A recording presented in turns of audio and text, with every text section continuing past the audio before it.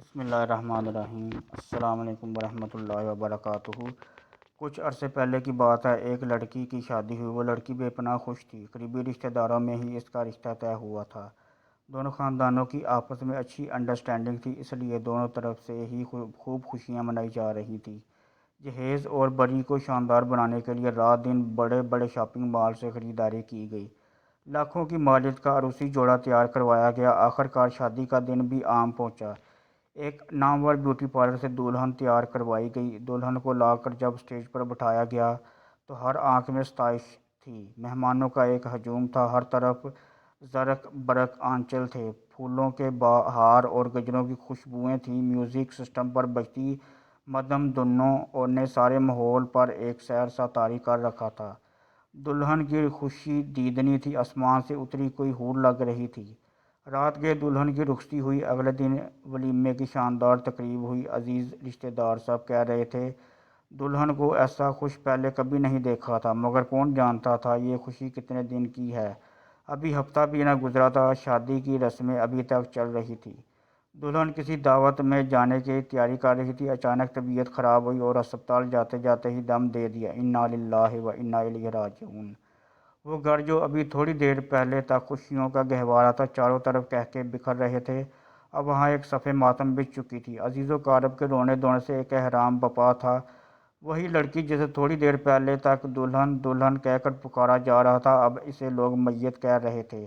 اپنے پرائے سب اکٹھے ہوئے، میت کو غسل دیا گیا اور کچھ ہی دیر میں ایک نئی نویلی دلہن کا جنازہ اٹھ گیا۔ میت دفنا دی گئی، سب لوگ قبر پہ مٹی ڈال کر قبرستان سے اپنے گھر کو چلے گئے۔ ماں باپ، بہن بھائی، رشتہ دار چند دن رو دھو کے خاموش ہو گئے۔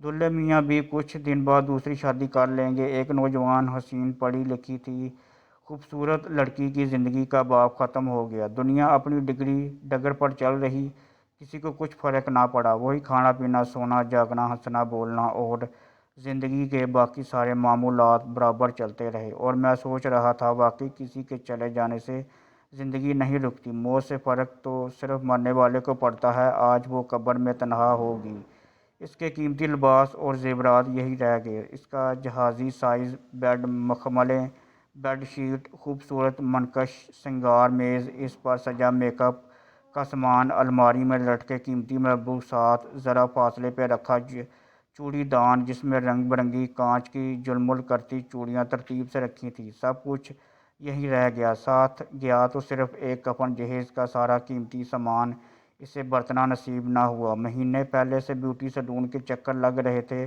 اور جس بدن کو پوری آب و تاب سے نکھارا گیا، آج وہی بدن من و مٹی تلے کیڑوں کی خوراک بن رہا ہے۔ کل نفس ذائقۃ الموت، ہر نفس نے موت کا ذائقہ چکھنا ہے۔ یہ ہے اس زندگی کا اختتام جسے ہم ہر لحظہ سنوارنے میں لگے رہتے ہیں۔ لیکن ٹھہریے، بات یہاں ختم نہیں ہوئی، بات دراصل یہاں سے شروع ہوتی ہے۔ اگر صرف ایک ہفتے پہلے دلہن کو پتہ چل جاتا کہ شادی کے چوتھے پانچویں دن ہی اس کی موت آ جانی ہے اور پھر اسے آگے جا کر خدائے وحدہ لا شریک کے سامنے پیش ہونا ہے، اپنے ایک ایک عمل کا حساب دینا ہے، تو کیا پھر بھی وہ اپنی زندگی کے بچے کچے دن ایسے ہی گزارتی؟ ذرا سوچیے، ایک شدید جرجری بدن کا احاطہ کر لیتی ہے جب ہم یہ سوچتے ہیں کہ ہاں یوں ہی ایک دن ہمیں بھی مر جانا ہے، موت سے کسی طرح فرار ممکن نہیں۔ اگر آپ اس کی جگہ ہوتی تو کیا کرتی؟ اگر میں اس کی جگہ ہوتا تو کیا کرتا؟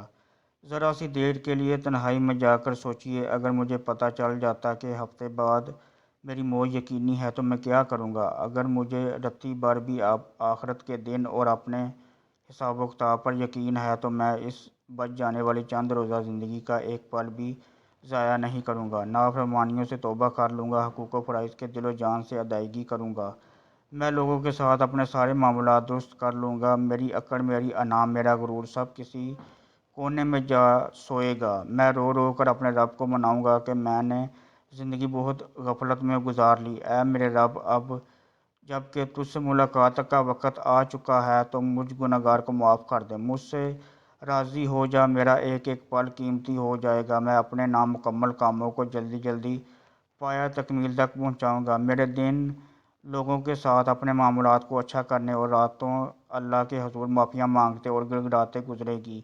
کوئی مجھے کچھ کہے گا بھی تو جب چپ کر کے برداشت کر لوں گا۔ کھانے پینے اوڑھنے پہننے کی حرص میں ایک دوسرے سے آگے نکل جانے کا ہوش مجھے باقی ہی کب رہے گا۔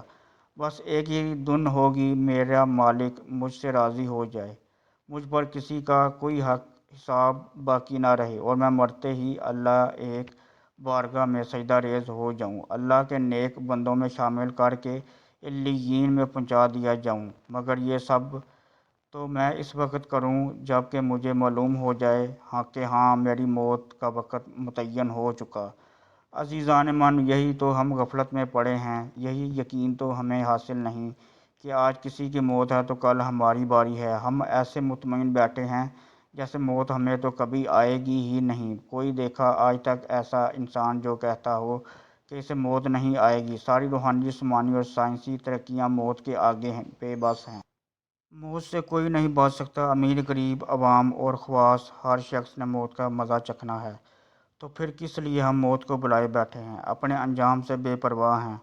ہماری ساری دوڑ دھوپ اسی دنیا کے چند روزہ زندگی کے لیے ہے جس کا انجام صرف فنا ہے۔ تو سوچنے کی بات ہے، بھلا ہمیں کب پتہ ہے کہ موت کس وقت آ جائے؟ تو ہم نے کیا تیاری کی ہے موت کے لیے؟ کبھی ہم یہ سوچتے ہیں آج ان چیزوں کو جمع کرنے میں وقت، پیسہ اور اپنی ساری توانائیاں لگا رہے ہیں، یہ آخر کب تک ہیں ہمارے پاس؟ کبھی خیال بھی آتا ہے کہ اس دلہن کی طرح ایک دن ہمیں بھی یہ سب کچھ چھوڑ کر اکیلے ہی اس دنیا سے چلے جانا ہے۔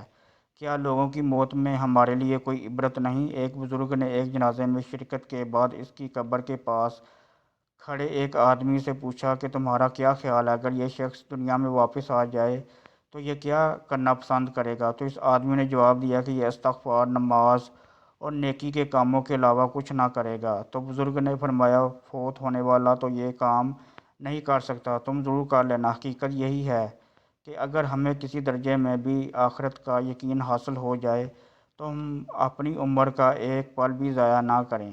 عزیزان من، مرنے والے کبھی اپنے پیچھے چھوڑے ہوئے اہل و عیال اور اپنے قیمتی ساز و سامان پر افسوس نہیں کرتے، بلکہ ان کا سارا افسوس اپنے وقت کے ضائع کرنے کا ہوتا ہے کہ کاش ہم نے اپنے وقت سے بہترین فائدہ اٹھایا ہوتا، کاش ہم نے اس آیت کو صحیح وقت پر سمجھ لیا ہوتا اور دنیا کی زندگی سوائے دھوکے کے سامان کے اور کچھ بھی نہیں۔ کاش کہ ہم اس دھوکے کی حقیقت کو سمجھ لیں۔ آج ہمارے پاس وقت ہے، فرصت ہے، صحت ہے، تو اسے اللہ کی فرما برداری میں لگائیں۔ نمازوں کی پابندی کریں، فرائض کی ادائیگی کریں، نیکی کے کام کریں، اللہ کا ذکر کریں اور اپنے اخلاق کو بہتر بنا کر لوگوں کی نفع رسانی کا سبب بنیں۔ آخرت کی فکر کرنی ہے ضرور، جیسی کرنی ویسی بڑھنی ہے ضرور، عمر یہ ایک دن گزرنی ہے ضرور، قبر میں میت اترنی ہے ضرور، ایک دن مرنا ہے آخر موت ہے، کر لے جو کرنا ہے آخر موت ہے۔